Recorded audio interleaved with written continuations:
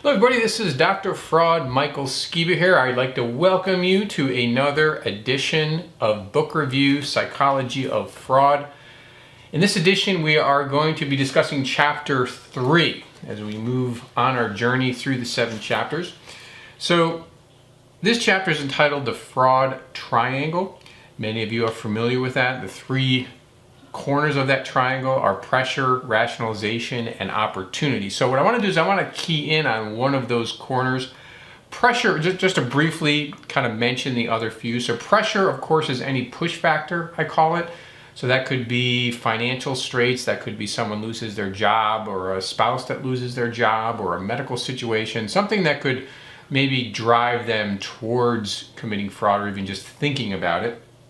Rationalization is what I'm going to key in on. And then opportunity I'm going to talk about. I mentioned it a little bit last chapter. Opportunity basically has to do with kind of finding those gaps in your system and where those opportunities could lie. We're going to talk about that in later chapters when we do a vulnerability assessment, okay? But what I want to key in on is rationalization and how that as a psychological perspective is a very important topic to be knowledgeable of. Now, this is something very interesting in our industry, in fraud and in financial crime in general, because there is a very, very high degree of rationalization amongst the offenders. And, you know, there's different kind of areas to focus on. So in page 55, a couple of things that I mentioned are, you know, from statements are, you know, this company owes me money. I am just borrowing the money. I'm going to pay it back.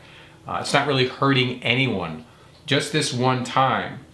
And a very common one, which I have actually heard personally when I was an investigator in counter fraud, was they owe me for all the premiums I have paid. Now, I actually had a woman who quantified, it was almost like it was like her 401k, her retirement program, and she knew exactly how much she paid over 10 years to her insurance company, and her justification was, hey, you know, I paid 10 grand, $15,000 to this insurance company, and I have this really small claim, and, you know, they're giving me a hard time. So this is how she's justifying or rationalizing her actions, her fraudulent actions. So it's very important that we understand that we have this working against us. This is a problem, right? Because people can rationalize. If we switch gears a little bit, let's talk about internal theft, which could be anywhere, right? Any industry.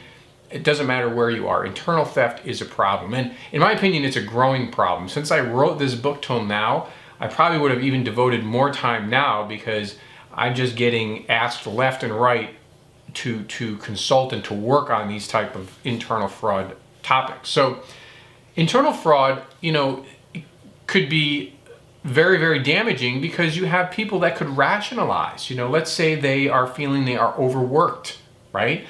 Underpaid, let's say they're passed for a promotion. That creates an environment of rationalization and justification, okay?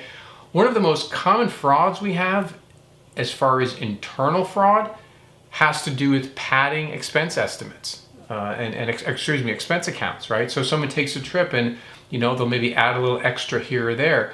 And that is a significant problem. But what they do is they justify that. They're thinking to themselves, well, hey, you know, this company's taking me away from home, and I'm traveling for 10 days, 5 days, 2 days, wherever it is. So they justify that. And they say, okay, I'm going to try to pad that, and I'm going to put that in the expense account. So it's just so important to understand this concept of rationalization and justification. Feel free to do your research outside of it, but I do expand on it quite a bit in this chapter, and it is one of those corners of the fraud triangle, okay? So again, just having a general understanding, I think, is going to assist you in developing really strong financial fraud strategies. So until next time, next chapter, next episode, I'm Dr. Fraud.